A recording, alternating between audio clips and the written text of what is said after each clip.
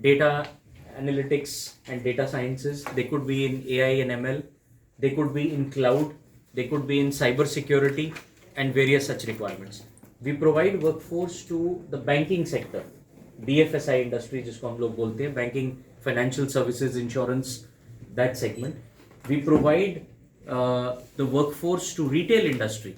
In retail, again, you have the frontline workforce, which is sales, which interacts with final consumers, and you have backend, which handles the supply chain, which handles the warehousing and all of the other things.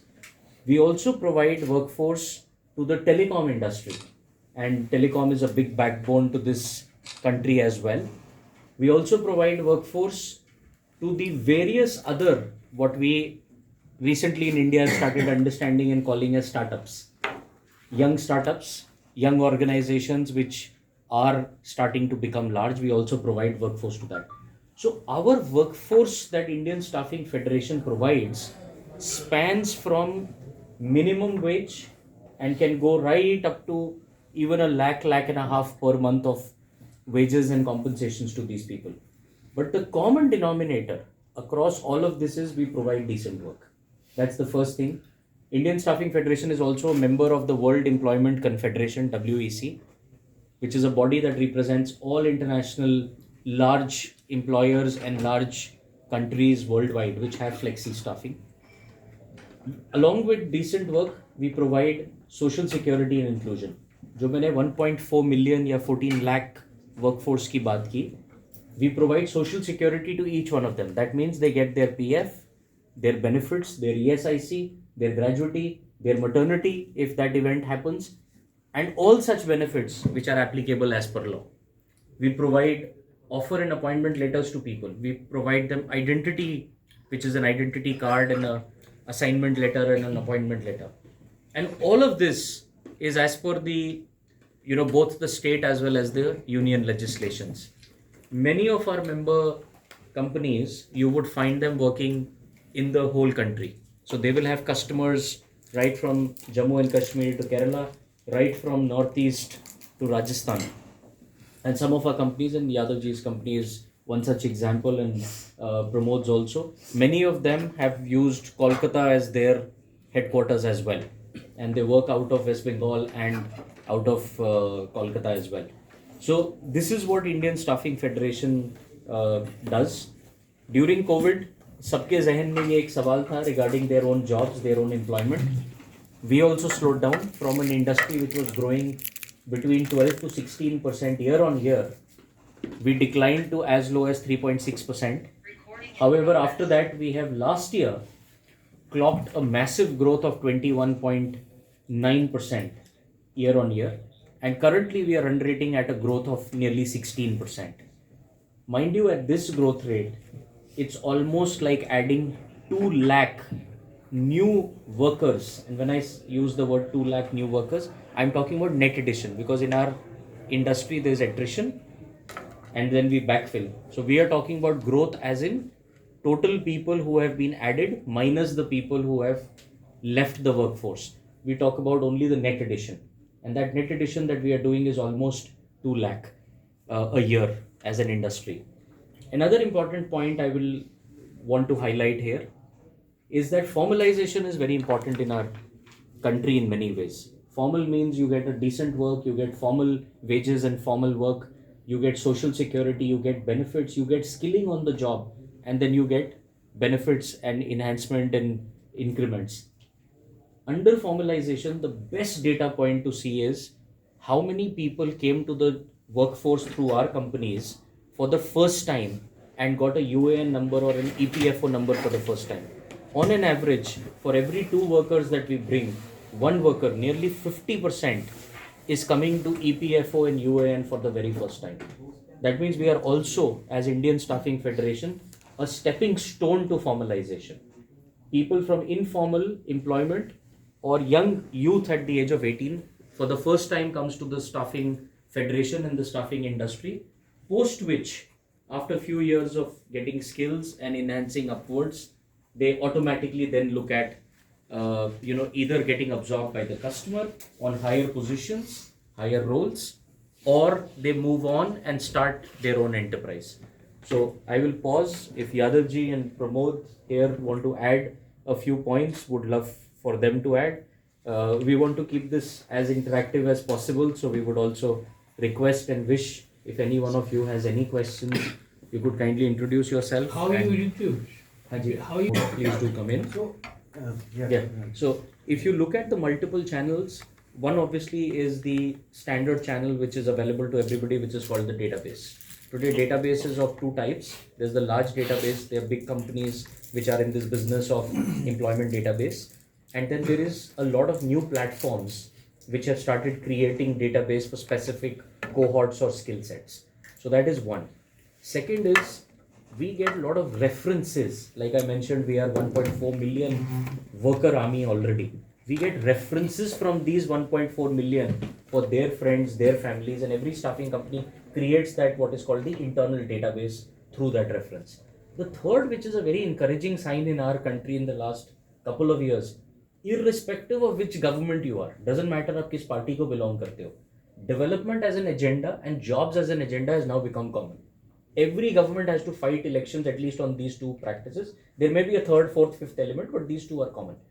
Every state government during COVID has started bringing that data in one box or in one platform. And we have access as Indian Staffing Federation to that also. One of the common ones at a national level is called National Career Services, NCS portal, which the government had and has.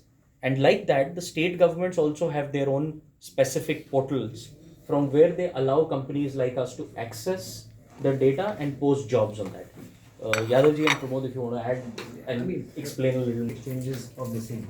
Apart from that, I think we also have a large ecosystem of skilling which is happening in the country. I think skilling continues to give almost about a million or a million a month, maybe more, about close to maybe 2 million people across all government schemes. I think that also is an enabler for us to get talent. I think that's something that all of our staffing federation companies pick up that. And the skilling framework that we have is across multiple industries, which is helpful for us to go and talk to our customers in the retail, e-commerce, or whichever industries we represent. I think that happens to be another source. Can I add something, new thing? See, beside what Lohit and Pramod says, that see, traditionally the recruitment means employment exchange database, or the referrals. But I think what one unique thing which our industry does is also the recruitment on the field. On the field, when we talk about, our recruiter goes into the club, it goes to various panchayat area, it goes to the village also, nearby cities. If the Mafsal area is there, contact the local people, the club and the local MLA, and get the people from there. There are also examples, truck people comes and bring here, do the interview, and take them into the factory. So this is a unique thing which our association does. And what are the districts that you are working in this? Madam, what happens, it all depends upon the type of requirement, For example, let's say that if there is a company and there is a factory and you require welders in the factory, you require, let's say, 100 welders in the factory. So you need to understand that where is the welder institute is there, welding institute is there. Suppose the welding institute is in Behrampur. So our field staff will connect with the Behrampur and bring the people here for the job here. It also happens sometime that, we organize them to get house here, get settled here. If some skilling is required, then get upskill them and get the job. So these are the very new initiative which our association does. And regarding, you mentioned that full national. This is the data of the national. Yes, 1.4 million is the data national. And as you said, you have a presence of 10 years. So what is the response and what are the industries you are working for Bengal? I mean, are people going outside? So, very good question. I think 5 or 6 years ago, we had done a mega survey which lasted between the year 2016 2018. That time we said that the FLEXI staffing penetration in India was close to 0.5 to 0.6%. What that means is for every 100 employees hired by a corporate, employees on outsourcing company roles like ours at Indian Staffing Federation was half an employee or 0.6%. In the last 5 years, that has actually galloped. It has already come closer to 0.9 to 0.95. Now, interestingly, that difference in percentage doesn't look much, 0.6 going to 0.9 or 0.95, but it's a 50% growth on a large base, because India has more than 500 million people in the workforce population. So the growing respect towards staffing, both by the job giver as well as by the job seeker, that has started to increase, and we are very glad. Earlier, many decades ago, you would remember the prakriya or pratha was, this is a contractor, and the contractor has a certain way or a certain style of functioning. Today, that's why I started by saying that we give decent work, we meet all the social norms and obligations, and we provide clarity what we give to them. The second, just 1 second. The second aspect is that because like people who come to work with us are also getting skilled on the job by the staffing company as well as by the principal employer. So as a benefit, what they get is they also job for today, but they get an aspiration and a growth for tomorrow, and they start to find that their future is becoming better. Coming back to the point of what all industries, like I mentioned at the start, we cover all industries: manufacturing, BFSI, retail, telecom, consumer space, fintech, startups, logistics and e-commerce and delivery, every segment that you can think of. Today, you'd be amazed to know some of our member companies would be providing staff to even the likes of an ISRO for a project Gaganyaan for 2025 and 26. So that level of managed services and outsourcing is also started to happen, where in the most sensitive projects also, the customer understands that sometimes an outsourced staff is very integral and very key. So that's the landscape. I'm sorry.